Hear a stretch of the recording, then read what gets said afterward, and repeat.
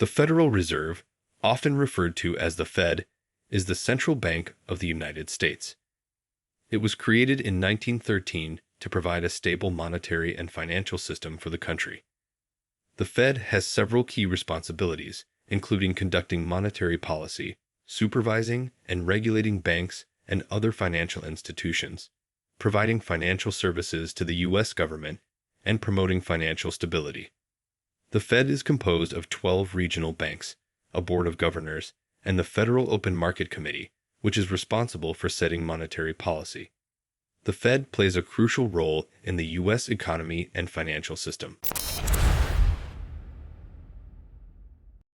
The Federal Reserve is responsible for creating and managing the money supply in the United States. The process of creating money is complex, but can be simplified into a few key steps. First, the Federal Reserve creates reserves, which are deposits that banks hold at the Federal Reserve. These reserves are created when the Federal Reserve buys securities or other assets from banks, paying for them with newly created reserves. Once the reserves are created, banks can use them to make loans to their customers. When a bank makes a loan, it creates a new deposit for the borrower, which increases the money supply. This is because the borrower can now spend the money, and the person or business that receives the money can then deposit it in their own bank account, creating more money in the system. The amount of money that can be created through this process is limited by the reserve requirement called the required reserve ratio. This is the portion of deposits that banks are required to hold in reserve by the Federal Reserve. The Federal Reserve sets the required reserve ratio as part of its monetary policy to influence the money supply and manage inflation. The required reserve ratio is expressed as a percentage of a bank's deposits, and the percentage varies depending on the size of the bank and other factors. For example, as of 2021, the required reserve ratio for banks with over $127.5 million in deposits is 10%.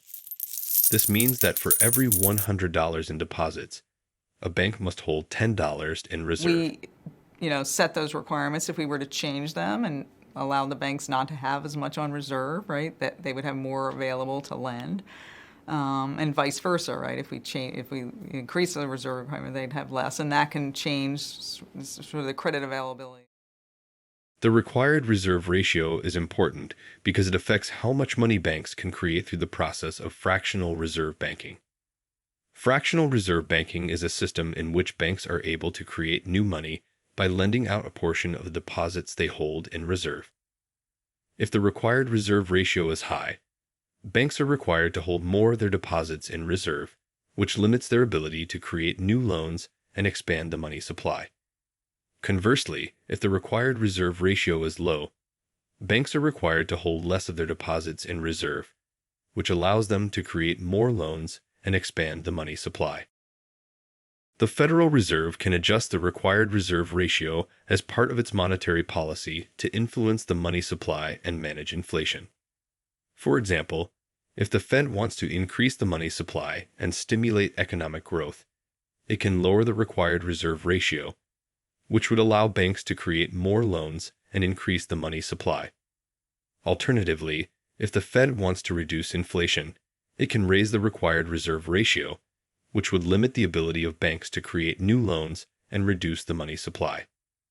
However, not all loans result in an increase in the money supply.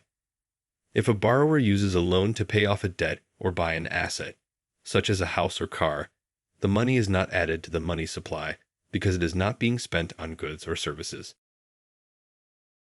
Another way that the Federal Reserve creates money is through open market operations. This is a process by which the Fed buys or sells U.S. Treasury securities on the open market. When the Fed buys securities, it pays for them by creating new money and adding it to the bank's reserves. This increases the amount of money in circulation, which can stimulate economic growth and reduce the risk of deflation. Here's how it works. When the Fed buys Treasury securities from banks and other financial institutions, it pays for them by crediting the bank's reserve accounts with new money. The banks can then use this money to make new loans or purchase other assets, which increases the money supply in the economy. On the other hand, when the Fed sells securities, it reduces the amount of money in circulation by removing money from the bank's reserves. Open market operations is one of the most important tools that the Fed uses to implement its monetary policy. By adjusting the amount of Treasury securities it buys or sells, the Fed can influence the supply of money in the economy and control inflation. For example, if the Fed wants to increase the money supply and stimulate economic growth, it can buy more Treasury securities, which injects new money into the system. Conversely, if the Fed wants to reduce inflation, it can sell securities, which removes money from circulation. The Federal Reserve can also create money through the discount window, which is a lending facility that allows banks to borrow money from the Fed to meet short-term liquidity needs. The discount window is one of the tools the Fed uses to implement its monetary policy and manage the money supply. When banks borrow money from the discount window, the Fed credits the bank's reserve accounts with new money. This increases the amount of money in circulation, which can stimulate economic growth and reduce the risk of deflation. The banks can then use this money to make new loans or purchase other assets, which further increases the money supply. The discount window is typically used as a last resort by banks that are experiencing temporary liquidity shortages. For example, if a bank experiences a sudden increase in withdrawals or a decrease in deposits, it may need to borrow money from the discount window to meet its reserve requirements and avoid a liquidity crisis. Overall, the process of creating money is complex and involves many different actors and mechanisms. The Federal Reserve plays a central role in this process by creating reserves and managing the money supply through its policies and actions. It's important to note that the creation of money can have significant impacts on the economy. When too much money is created too quickly, it can lead to inflation, which is a general increase in the prices of goods and services.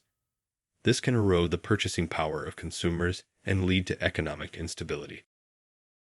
On the other hand, when too little money is created, it can lead to a recession or depression, as businesses and individuals are unable to obtain the funds they need to invest and grow the economy. Therefore, the Federal Reserve carefully manages the money supply to ensure that it is growing at a sustainable rate and that inflation is kept under control. This involves monitoring a wide range of economic indicators, such as employment, GDP, and inflation, and adjusting its policies accordingly.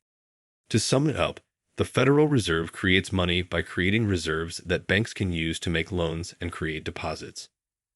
The amount of money that can be created is limited by the reserve requirement, and the Federal Reserve can also influence the money supply through open market operations and the discount window. The creation of money can have significant impacts on the economy, and the Federal Reserve carefully manages the money supply to promote economic stability and growth. You may need to understand how the concept of money came up and how money is evolving. I have covered that in another video. The link is in the description. Consider subscribing to the Evening Crypto channel to get updates on financial technologies and opportunities you can take advantage of to make money in Web 3.0.